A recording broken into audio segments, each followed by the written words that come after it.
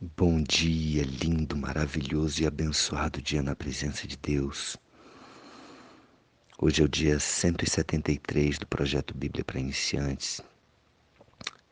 Ontem eu não gravei porque eu estava no avião de Orlando para Brasília, para São Paulo. E hoje estou de volta. Deus é bom, Deus é maravilhoso. E eu coloquei essa música instrumental apenas. Linda. Aleluia, aleluia. Aleluia, aleluia, aleluia. Glória a Deus. Uma música que nos leva bem pertinho de Deus, nos traz para próximo dos céus. Que essa música tenha preparado o seu coração também, apesar de não ter uma letra. Você pode cantar na sua mente aleluia, simplesmente aleluia. Aleluia, aleluia, glórias a Deus. Louvado seja o nome de Jesus, louvado seja aquele que está acima de todo nome. Todo joelho se dobrará, toda língua confessará. Aleluia. E hoje, no capítulo 11 do livro de Romanos, Paulo continua falando aos judeus, falando, se dirigindo ao seu povo, inclusive, e se colocando como um deles. Ele começa o capítulo 11 fazendo essa pergunta. Pergunto, pois, terá Deus porventura rejeitado o seu povo? De modo nenhum, porque eu também sou israelita, da descendência de Abraão, da tribo de Benjamim. É incrível como o povo judeu, como Paulo aqui, se refere especificamente de onde ele veio, sabendo dos seus antepassados, dando valor à história da tribo de Benjamim. Benjamim, o mais novo de todos os 12 filhos de Jacó.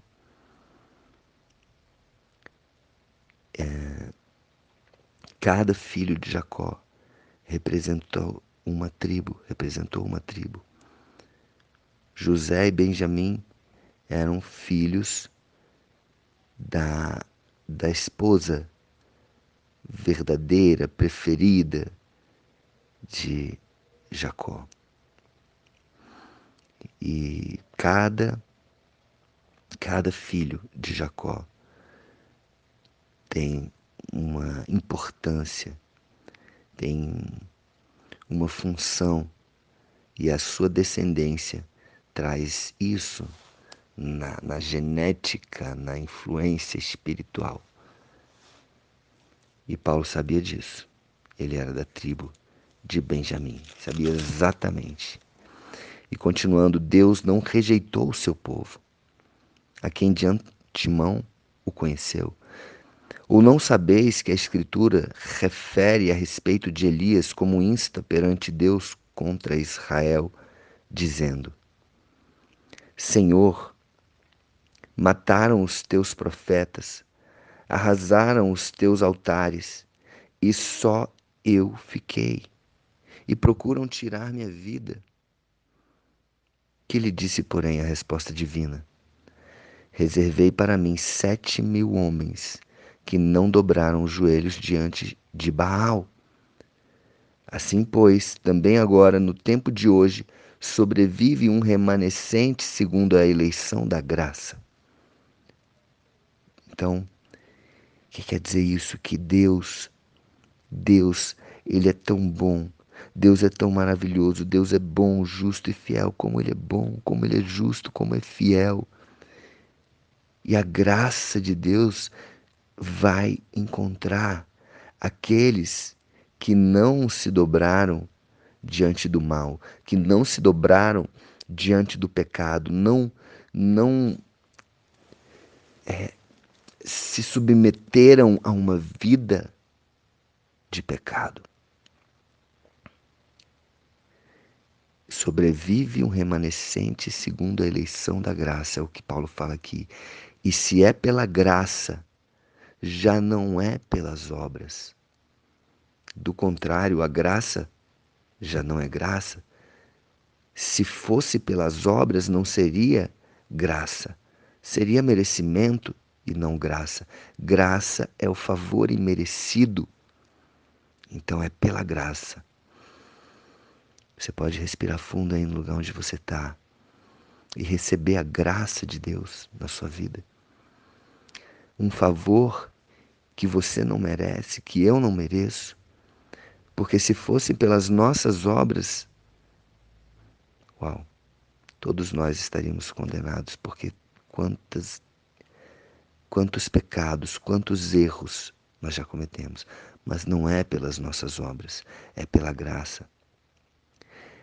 As obras boas que fazemos hoje, elas são consequência da graça de Deus em nossas vidas. E ponto. Não são as obras que justificam a graça. Porque a graça não é justificada por obras, porque o próprio nome graça já diz favor imerecido. Uma segunda chance. Chance também. Uma das traduções para graça é chance, chance, chance, chance. Deus sempre nos dá mais uma chance. Pela graça, pelo favor imerecido. Que diremos, pois? Que diremos, pois? O que Israel busca, isso não conseguiu, mas a eleição o alcançou. Lembra lá atrás, no versículo 5? Segundo a eleição da graça. Mesmo Israel não tendo conseguido, pelas obras, a eleição da graça o alcançou. Agora, os mais foram endurecidos. Que são esses mais? Os mais que decidiram não receber a graça por um livre-arbítrio meu e seu.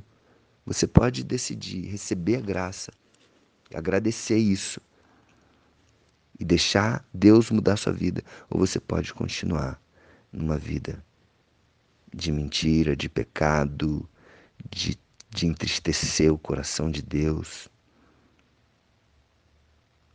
E esses viveram como uma cegueira espiritual. E muitas vezes uma cegueira que é do espiritual e vai para o emocional. E às vezes até para o físico. Como está escrito, Deus lhe deu espírito de entorpecimento, olhos para não ver e ouvidos para não ouvir até o dia de hoje. É como se fosse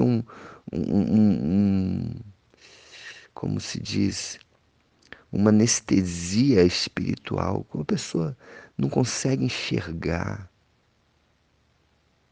E Deus, na sua bondade, parece que a pessoa, quando não está nessa vida de pecado, de pecado, de pecado, é como se Deus fale assim para ele, como se Deus tapasse os próprios olhos da pessoa para ela não sofrer mais, talvez, só pode ser. Perdoe o erro de interpretação, caso eu esteja errando nessa interpretação, mas assim, eu acredito que só pode ser isso, não é possível, porque a pessoa fica cega, ela fica surda, espiritualmente falando. Uma cegueira da desobediência. Aqui na interpretação da minha Bíblia diz que alguns entendem que esse versículo não descreve a intenção de Deus em relação ao seu povo, mas o inevitável resultado que advém quando as pessoas fecham seus corações e mentes para Deus. E outros creem que a graça de Deus é estendida aos eleitos que constituem um remanescente, enquanto que os que ficarem no pecado permanecem cegos, cegos, cegos. E fecha aqui, né, versículos 9 e 10, que é o trecho que foi selecionado hoje. E diz Davi: torne-se-lhes a mesa em laço e a armadilha em tropeço e punição.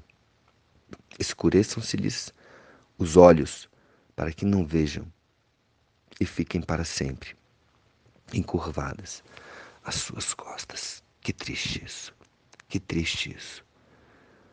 Agora, acredite, mesmo essas pessoas que estão nessa anestesia da cegueira espiritual, elas têm acesso a uma chance. Se um dia elas abrirem um pouquinho o coração, se um dia elas abrirem um pouquinho os olhos, ou às vezes por uma dor extrema que passarem, elas se voltarem a Deus. Uau! É uma transformação incrível. Eu já vi isso acontecendo algumas vezes com algumas pessoas e a transformação é maravilhosa. E eu e você podemos nos considerar privilegiados por estarmos aqui, nos aproximando cada dia mais da mentalidade de Deus, daquilo que Deus pensa, de como Ele pensa, de como Ele age. Uau! Ele é bom, justo e fiel. Ele é maravilhoso para mim e para você. Alegrai-vos. Vamos nos alegrar? Vamos regozijar? Vamos cantar aleluia, aleluia, aleluia, aleluia, aleluia, aleluia, aleluia, aleluia.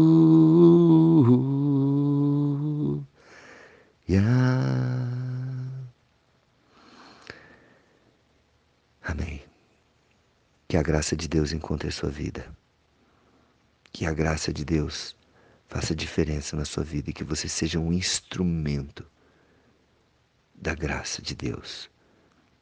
Que as obras boas sejam consequências dessa graça. Amém? Um beijo no coração. Deus abençoe um dia incrível, maravilhoso e abençoado na presença desse Deus que é bom, justo e fiel.